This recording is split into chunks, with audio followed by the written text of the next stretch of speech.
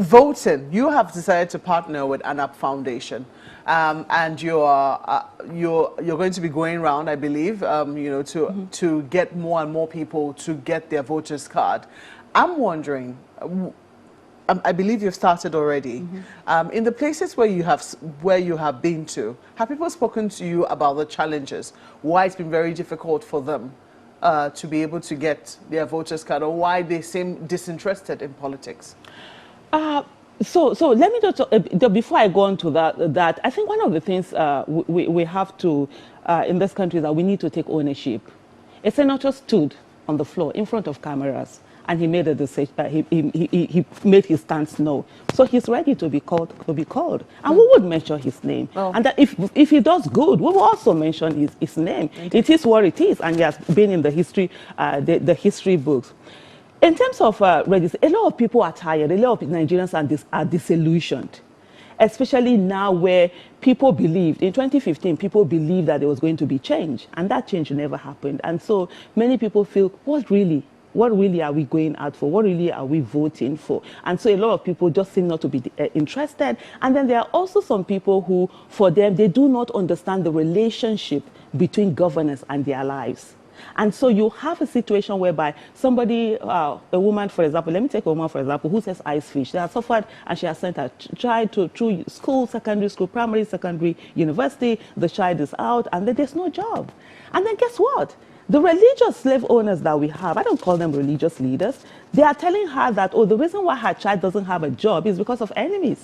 It's because of village people. It's because somebody is holding down that they should be praised, principalities and powers. Nobody is telling her that. It's because the government that you have, there's no expansion in the economy. There's contraction. And so because of that, people are losing jobs. And your child isn't getting. There's no, development that you're looking for. So she's not able to put them and draw the connection and connect the dots and say, oh, the reason why my child is because of this bad governance, so I need to get in good people with competence, character, and capacity that will be able to do this.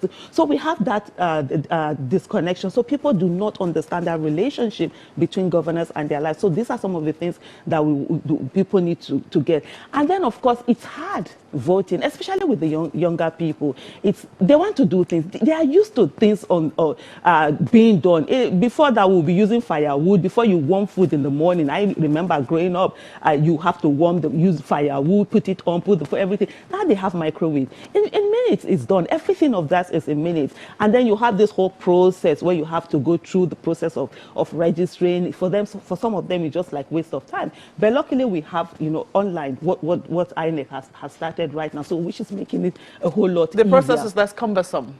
Yeah, it's less cumbersome, but it is still not as easy as it should be. For example, when my son registered here in Nigeria, when he was 19 when he did that. I can trust that your entire family will be registered. Yeah, of course they are. My son, but what he said was like, but mommy, why is this difficult? Because he said for his colleagues in UK that it got sent to them.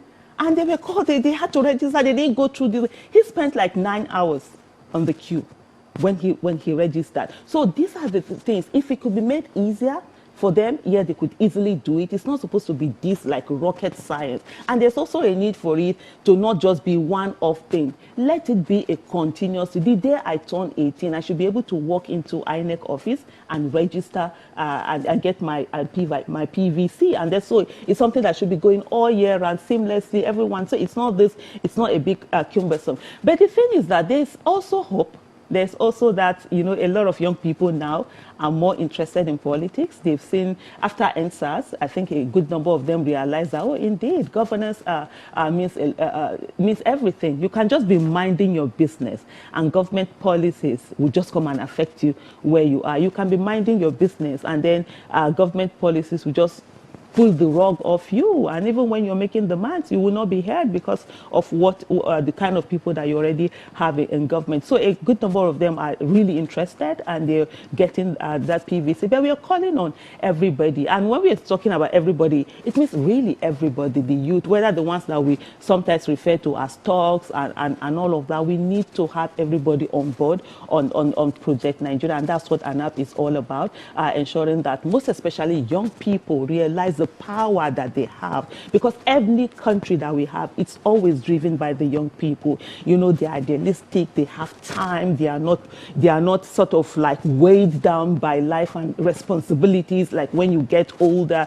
And so they have the passion, they have the energy for them to do. And especially, you know, the Nigerians, they have intelligence, they have technology, they have creativity. We've seen what they did with NSAS. Imagine if you bring all of that awesomeness into governance, the kind of things that we have in Nigeria. In no time, our story we easily change. But so what we need to do is to ensure that we are participating in the political process, and that's why we are calling on young people to come out and register. I find it interesting that you are appealing to the young demographic. I'm going to let my colleague come in very soon before he calls me after this program.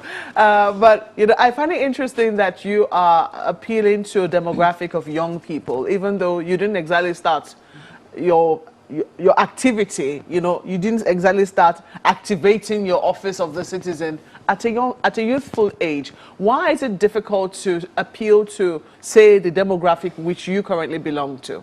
Okay, so it's about the 80-20 rule. So right now we have the youth demographic. They are the one, they have the largest number. And if you really want to make that shift that we need in Nigeria, that positive shift in terms of politically, we need to look at that demography. And they have the capacity to get a lot of things done. So it's like the low-hanging fruit. And so if you're in anything that one is, you have to be pragmatic, and then you have to look for what is that thing that will work best. For me, in terms of active citizen, I started, my first protest was actually in 1992.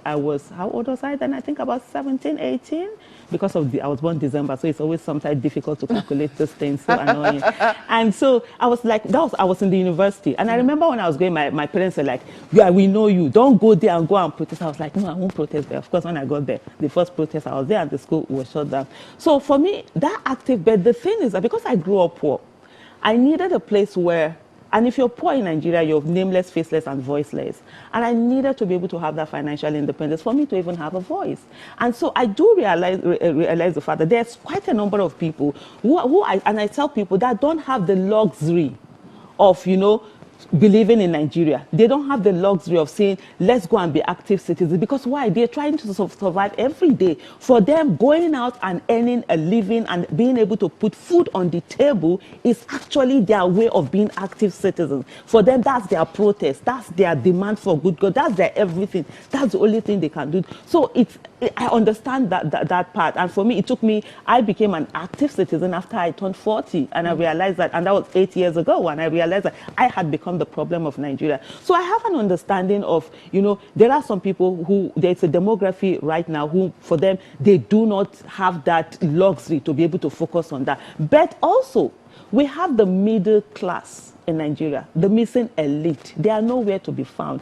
Because they think sort of like, oh, they're in their cocoon and they are okay. And, you know, they can, if there's no electricity, they get their journey. If there's no water, borehole, no good quality education, they send their children abroad and do all sorts of things. And so they think they are immune from the bad governance that we have in our country. But right now, with the issue of insecurity, every one of us is realizing that we are not immune. We are all in this, and we are affected by the policies that are made by government, because even while you're doing your business, government policies will also come and affect you.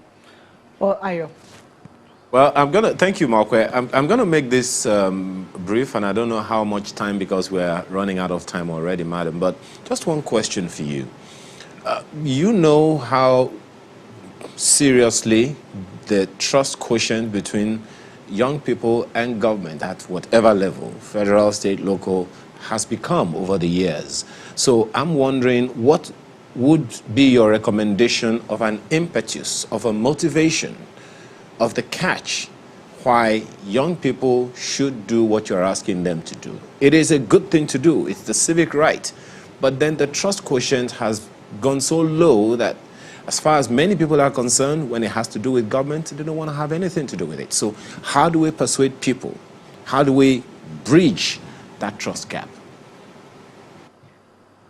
Oh, okay. So when we're talking about the trust issue, it's not just even with the government. There's also a gap between parents and the youth. Because one of the things I always say to people is that the first set of dictators that most Nigerians came across were actually parents. And so you were not allowed to have a voice, you were not allowed to do anything. There's no democracy in our houses. And so people grow up, expecting that, oh, okay, when government is doing a lot of things on them, oh, that's the norm because they're used to it, the adults around them did it, the teachers did it and all of that. So yes, there's even amongst the older generation and the younger generation, there's a huge divide. But I think with what we saw before 2020, I would have said to you, it's going to be difficult.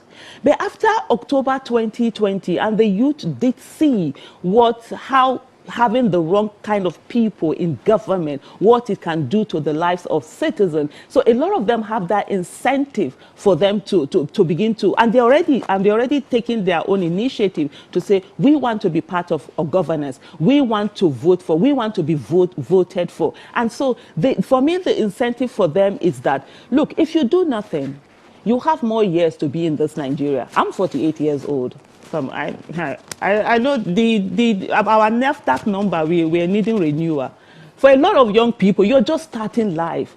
And even if, yes, now people are talking about Japa, not everybody can Japa. People have been Japaing since 1960s, but yet, not because the world cannot take all of us. Some people have to be left here. So it is important for us to work, for you to work for this nation that you want, and you can't get it. And the youth have seen that they have what it takes. Like I said earlier, they are intelligent, they have creativity, they have social media, they have technology, they have crowdfunding capacity, and they have organizational skills. And if they deploy it to politics, they can actually make that difference. And they have a whole world view where there are so many things that can be done, and they can do it. And one of the things is that, ironically, I was saying to was it my husband, I said, look, in the days where the older generation were needed in governance, Africa actually had youth. Now that you find that are more of younger generation, and we are still having the old people who were there as young people. So it is time now for the young people to just come together and begin to ensure that the right people get into power. And when we're talking about the right people, it's not about religion, it's not about tribe, it's not about gender, it's not about age. It's ensuring that people with competence, character, capacity, people who have courage, people who are patriotic, people who believe in Nigeria, people who know that there is a word that is out there and we're lagging behind, and we need to catch up fast and have them in office. At the end of the day, we'll all have the country that we're waiting for, that we're looking for, and not just relying on praying. Because right now what you have, a lot of people are sitting down, they're praying to God to fix Nigeria. You're telling somebody and the person is saying to you, oh, nothing can happen. The only thing that can happen in Nigeria is prayers. And then a few minutes later, you get a text message. The person is asking for help, and you're wondering, why didn't you just pray and not send text? Why did you pray and act upon it? The same way we need to pray for Nigeria also, we need to act upon getting a good nation that will be beneficial to all of us, where the child of nobody can become somebody without knowing anybody. I know that phrase. I've heard it so many times. Thank you for constantly reminding us of that. And we've been speaking with Aisha Yesufu, who is an active Nigerian citizen. Well, we know how active you've been. Thank you so much for coming on Sunrise this morning.